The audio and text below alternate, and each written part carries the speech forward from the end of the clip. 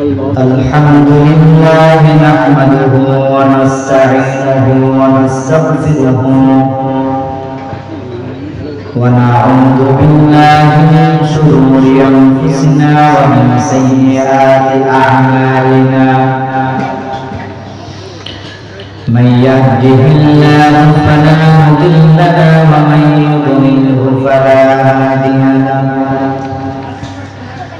ونشهد أن لا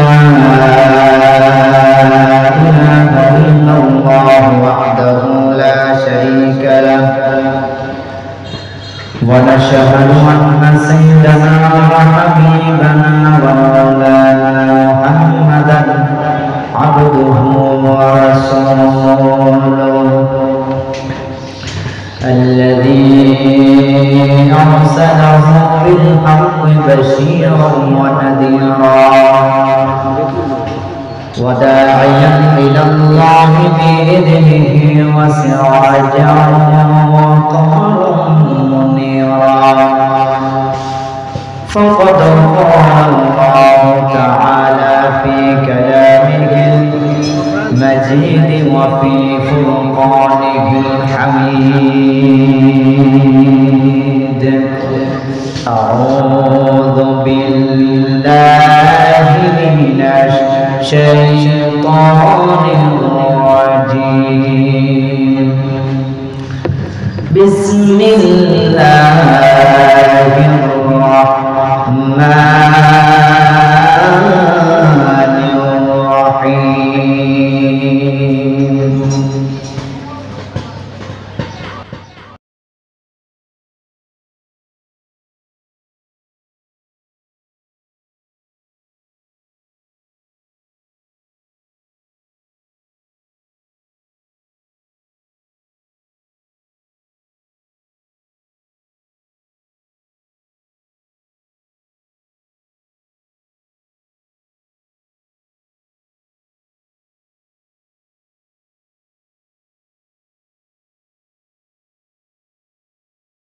كتب على الذين من قبلكم لعلكم تتقون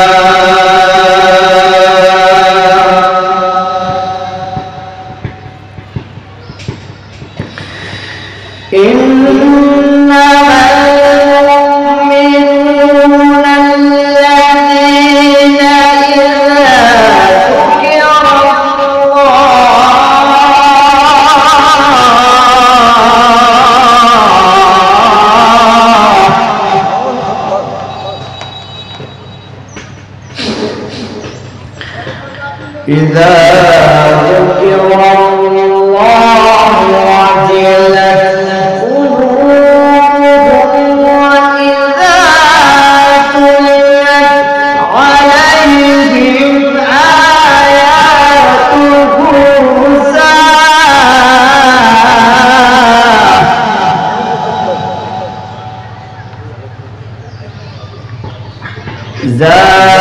زادتهم إيمانا وعلى ربهم يتوكلون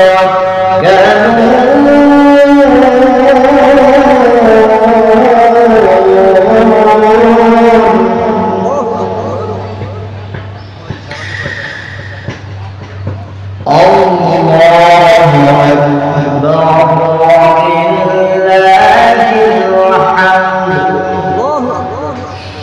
إن الله وملائكته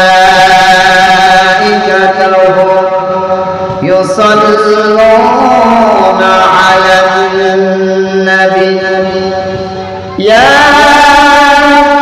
أيها الذين آمنوا صلوا عليه وسلموا تسليما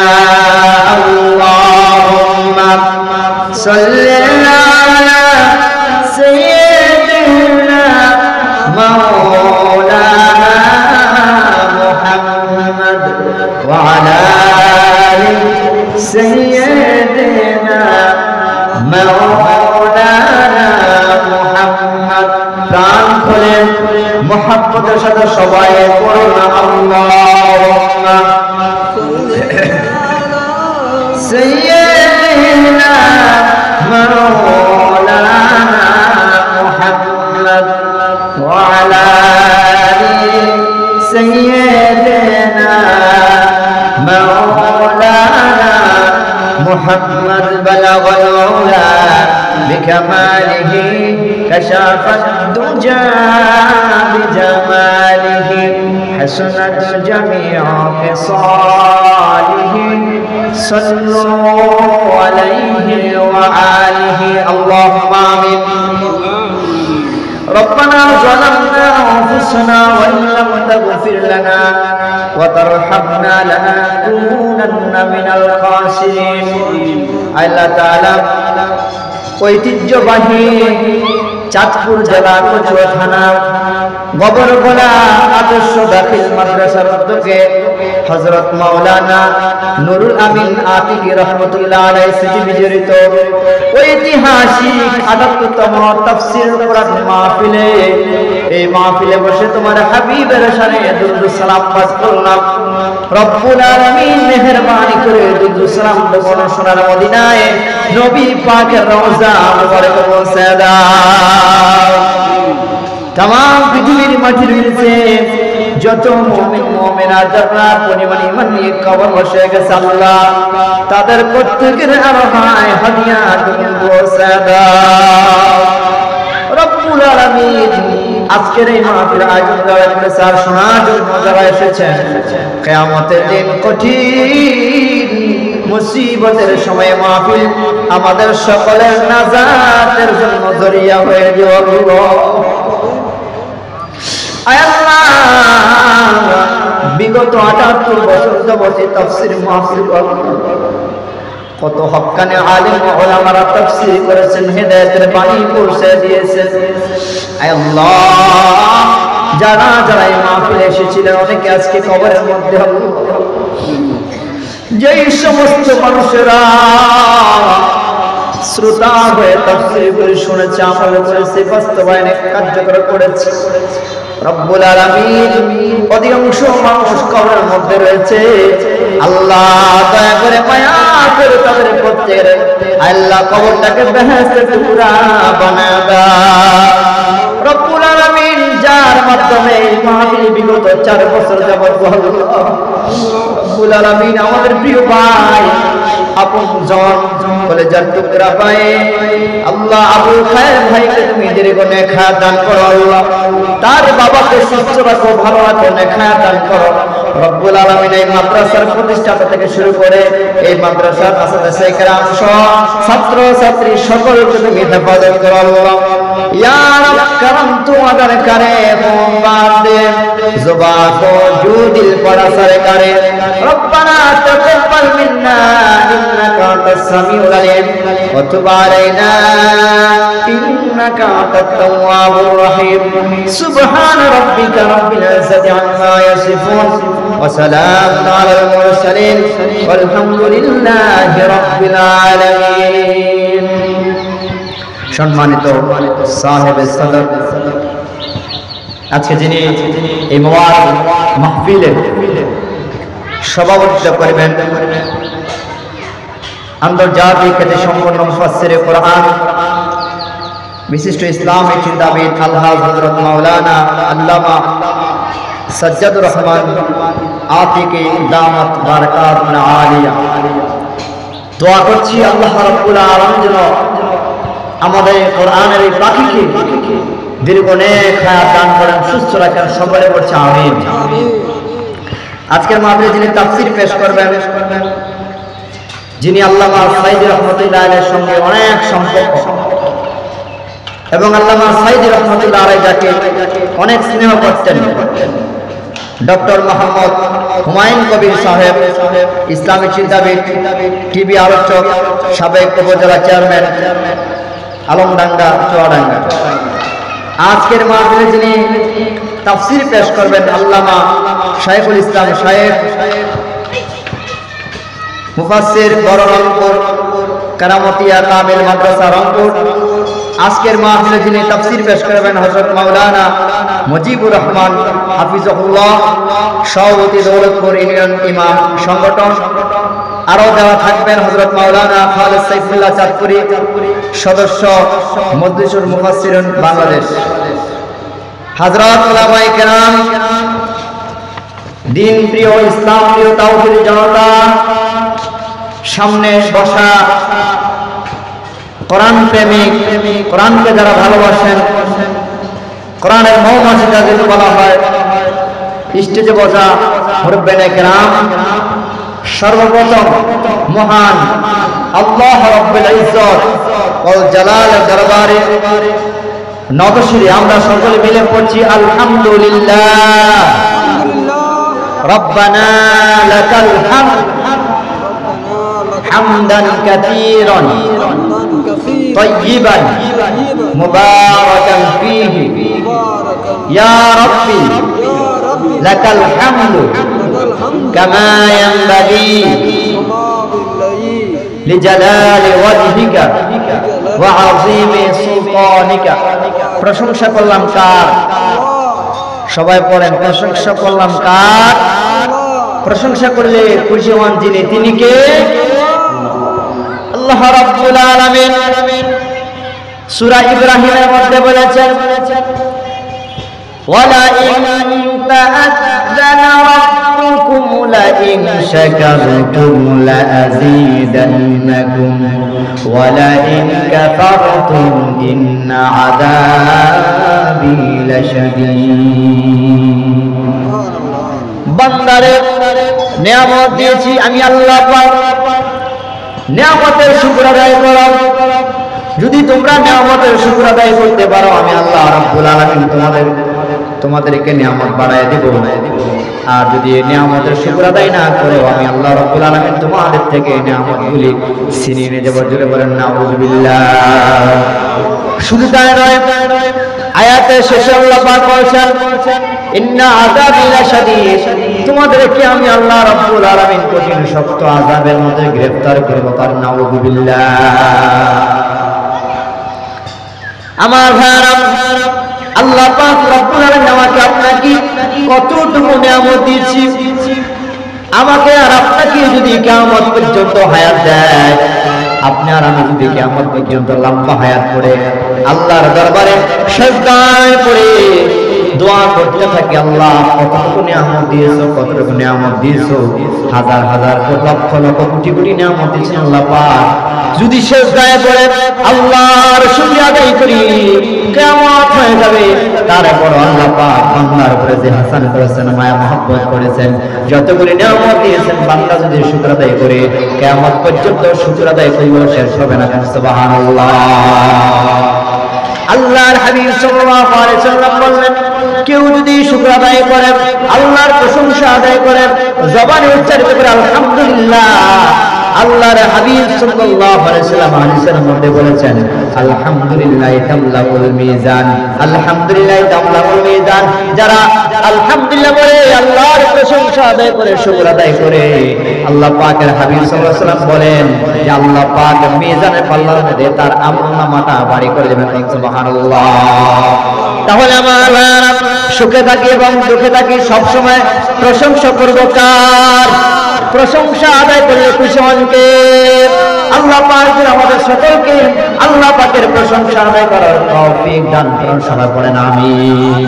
আমার ভাইরা, আমি আপনাদের সামনে কোরআনুল হাকিম থেকে সূরা আল বাকারার দ্বিতীয় নম্বর সূরা, সূরা আল বাকারার 183 নম্বর আয়াতে কারিমা তেলাওয়াত করেছি এবং সূরা আনফালের দ্বিতীয় নম্বর আয়াতে কারিমা তেলাওয়াত করেছি।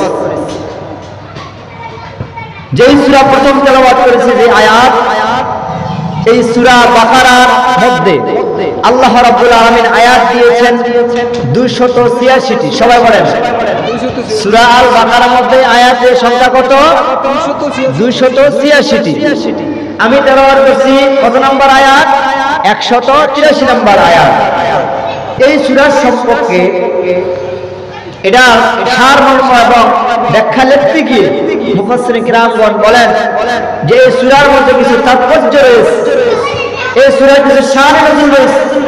এর মধ্যে অন্যতম হচ্ছে সূরা আল বাকারা, যেই ঘরের মধ্যে তেলাওয়াত করা হয় আল্লাহ পাক ওই ঘরের মধ্যে শান্তি এবং রহমত নাযিল করেন। বলেন সুবহানাল্লাহ। সূরা আল বাকারা যেই ঘরের মধ্যে তেলাওয়াত করা হয় ওই ঘর শান্তি এবং রহমত দিয়ে ভরপুর করে দেন যিনি, তিনি কে? আল্লাহ। এবং এই সূরা আল বাকারা আল্লাহর কোন বান্দা যদি নতুন ঘর নির্মাণ করে নতুন ঘর বানায়, ওই ঘর বানাইয়া আমরা তো আলেম দাওয়াত দেই, ওলামায়ে কেরাম দাওয়াত দিয়ে দোয়া পড়াই না? কথা বলেন, দোয়া পড়াই কিনা? ওই ওলামায়ে কেরাম যদি সূরা আল বাকারা ঘরের মধ্যে তেলাওয়াত করে তাহলে ওই ঘরের মধ্যে রহমত এবং বরকত কে দিবেন বলেন না? আল্লাহ দিবেন। বিশেষ করে এই সূরার মধ্যে 255 নম্বর আয়াত বিশিষ্ট একটি আয়াতে কারিমা, যে আয়াতে কারিমা সকলেই জানি, সকলে পড়ি, সকলে বুঝি, যেটাকে বলা হয় আয়াতুল কুরসি। সবাই বলেন এটা কি বলা হয়? আয়াতুল কুরসি। এই আয়াতুল কুরসি কেউ যদি 5 ওয়াক্ত নামাজের মধ্যে পড়ে, নামাজের পরে পড়ে রাসূল সাল্লাল্লাহু আলাইহি ওয়াসাল্লাম বলেছেন সে মরতে দেরি, জান্নাতে যাইতে দেরি না। বলেন সুবহানাল্লাহ। সে মরে না, জান্নাতে যায় না। সে মরে না, সে জান্নাতে যায় না। আয়াতুল কুরসির আমল করতে দেরি, সে জান্নাতে যাইতে দেরি হবে না। আয়াতুল কুরসির আমল করবে তো ইনশাআল্লাহ। এবার আমার সাথে বলেন, আমি কত নম্বর সূরা তেলাওয়াত করেছি? কোরআনুল কারীমের 2 নম্বর সূরা। সূরা থেকে কত নম্বর আয়াত? 183 নম্বর আয়াত। 183 নম্বর আয়াত। এই আয়াতের বিশিষ্ট এবং এই আয়াতের আগে যে কথাগুলি বলতেছি সেই কথাগুলি কি? সূরার ফজিলত সম্পর্কে কথা বলতেছি। আল্লাহ পাক রব্বুল আলামিন এই কোরআনুল কারীমের মর্যাদা রেখেছেন। এই কোরআনুল কারীম যারা সম্মান করে, ইজ্জত করে, কোরআনকে যারা ভালোবাসে, মহব্বত করে, আল্লাহ পাক তাদের ইজ্জত সম্মান বাড়ায়। দেখুন সুবহানাল্লাহ। এই কোরআন যারা ভালোবেসে মহব্বত করে, যেহেতু কোরআন আমাদের জন্য হেদায়েত স্বরূপ আল্লাহ পাক বলেছেন এই কোরআন তোমাদের জন্য হেদায়েত, যারা কোরআন পড়বে মানবে আল্লাহ পাক তাদেরকে হেদায়েত করে দিবেন। সুবহানাল্লাহ।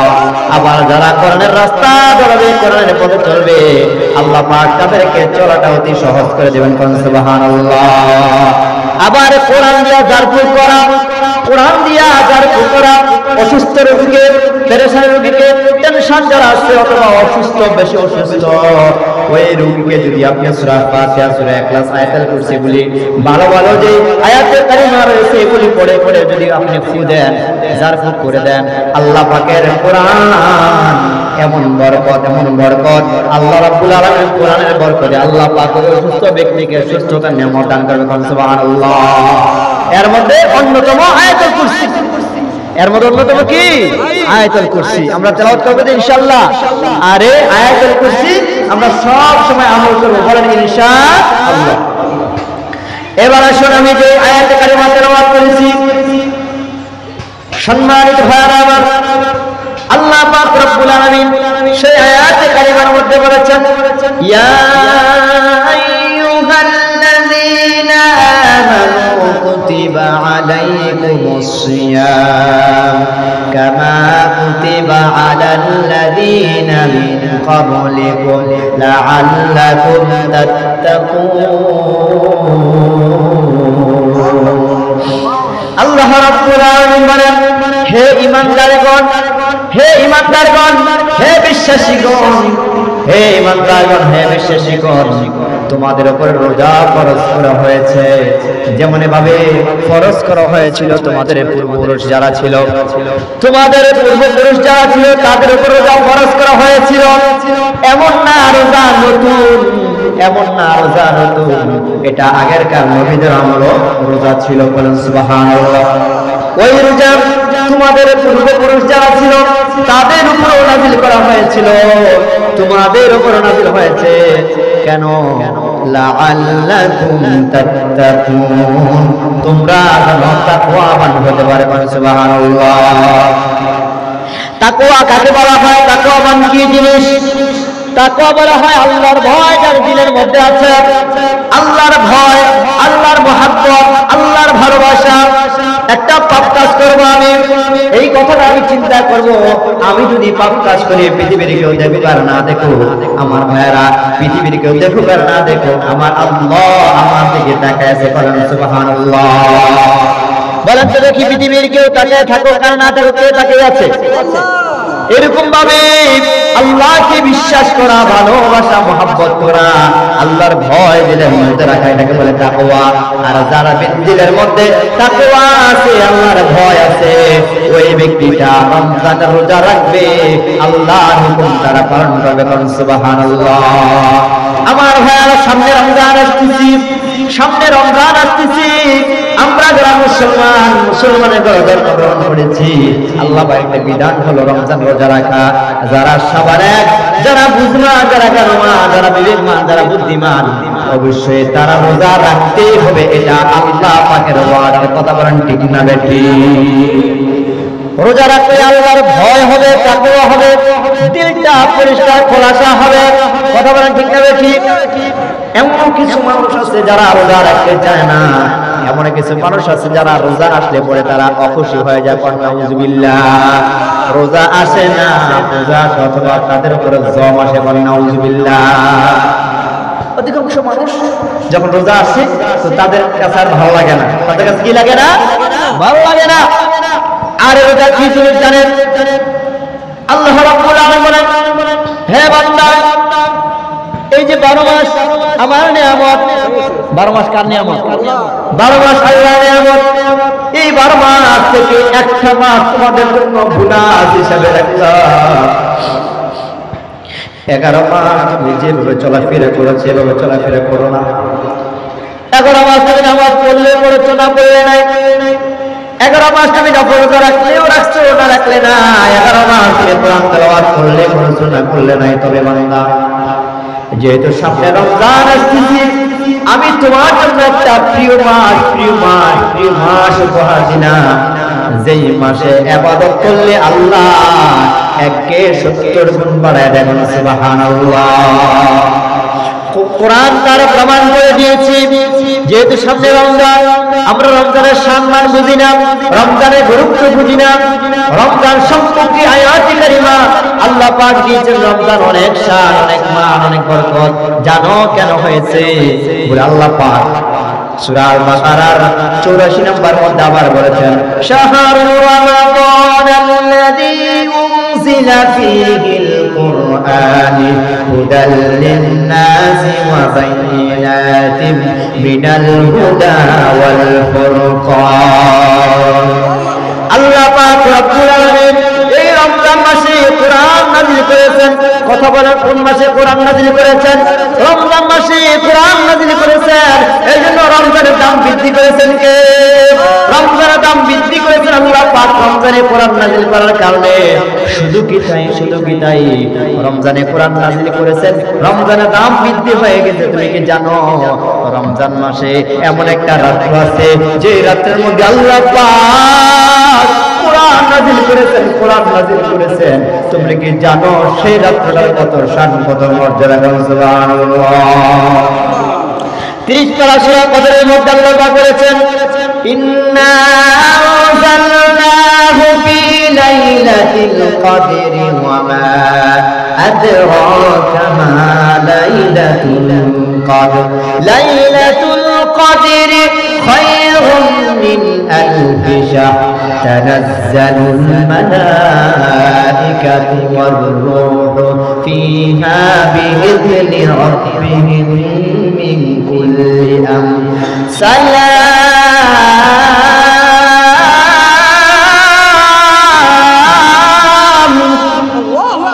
সালামুন হিয়া হাত্তা মাতলাইল ফজর। আল্লাহ পাক রব্বুল আলামিন সূরা কদরের মধ্যে বলেছেন, হে রাসূল আপনি কি জানেন কদরে কি? কদর কি? কদর কি? বলে হে রাসূল শুনে নেন, এমন একটা রাত্র, এমন একটা রাত্র যে রাত্র ইবাদত করলে, 1000 মাস ইবাদত করলে যে পরিমাণ সওয়াব আল্লাহ পাক ওই পরিমাণ সওয়াব সকল মানুষের আমলনামায় দিয়ে দিবেন। সুবহানাল্লাহ। হাজার মাস ইবাদত করলে যে পরিমাণ সওয়াব, শুধুমাত্র একটা রাত ইবাদত করলে সেই পরিমাণ সওয়াব। জোরে বলেন সুবহানাল্লাহ। বিবেকমান মানুষ, বুদ্ধিমান মানুষ, আপনার কাছে আমি প্রশ্ন রাখলাম, বলেন তো দেখি এই সম্মান, এই মান, এই মর্যাদা কিসের কারণে হয়েছে বলেন? এই শান, এই মান মর্যাদা হয়েছে আল্লাহর কোরআনের জন্য। এই মান, এই মর্যাদা হয়েছে আল্লাহর কোরআনের জন্য। কথা বলেন ঠিক না ঠিক?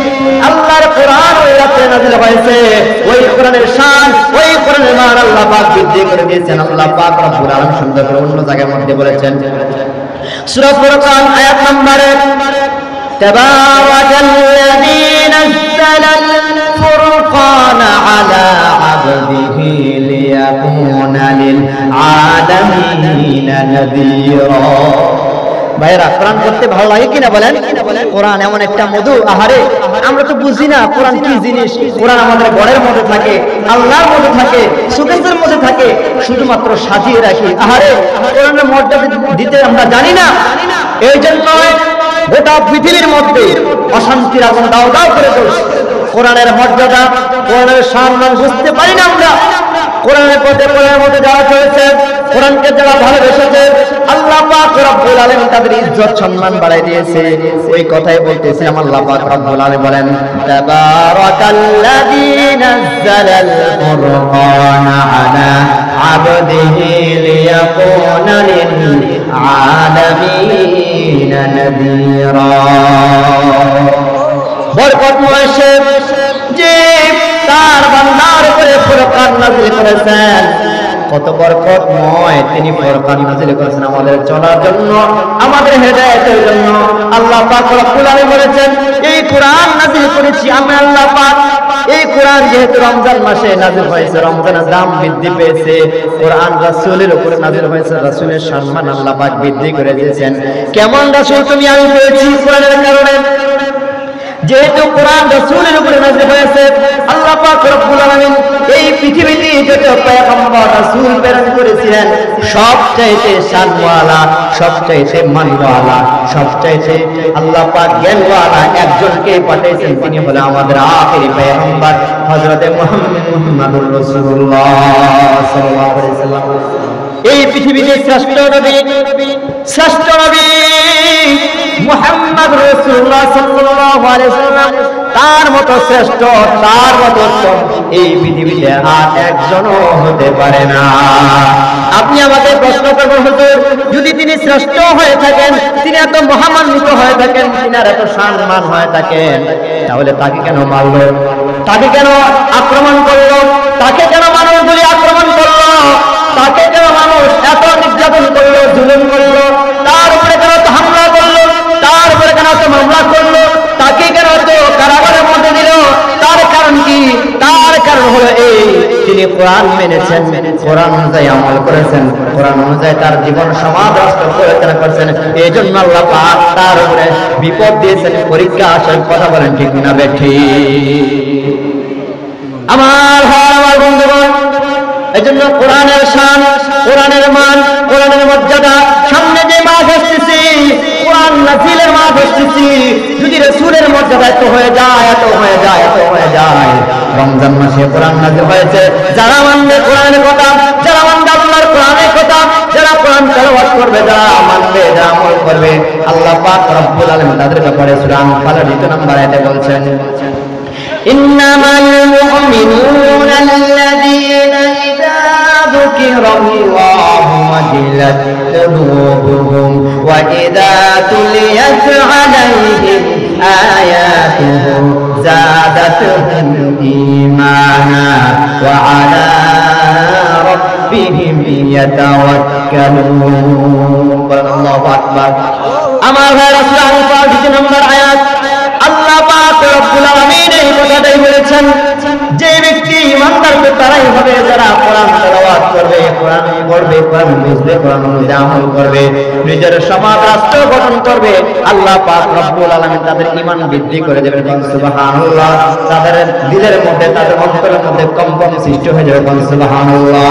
এই জন্য তো কাফের, মুশরিক, বেঈমানরা, নাস্তিক, মুরতাদরা কোরআনকে যারা ভালোবেসেছিল, কোরআনের আইন যারা বাস্তবায়ন করার চেষ্টা করেছিল, এই সমস্ত আল্লাহওয়ালাদেরকে কাফের, নাস্তিক, নাস্তিক বেঈমানেরা তারা সহ্য করতে পারে নাই কোরআনের কথা, তাদের গায়ে আগুন জ্বলছে। কথা বলেন ঠিক না ঠিক?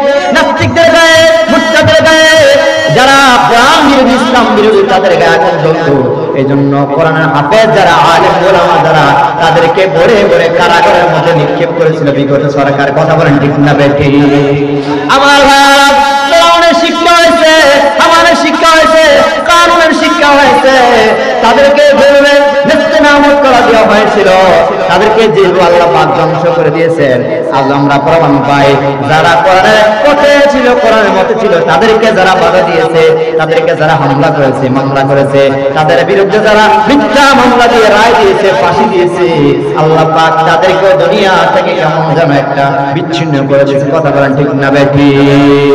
আল্লাহ পাক রব্বুল আলামিন বলেন, ওয়ালা তাহিনু ওয়ালা তাহজানু ওয়া আনতুমুল আ'লাউনা ইন কুনতুম মুমিনিন।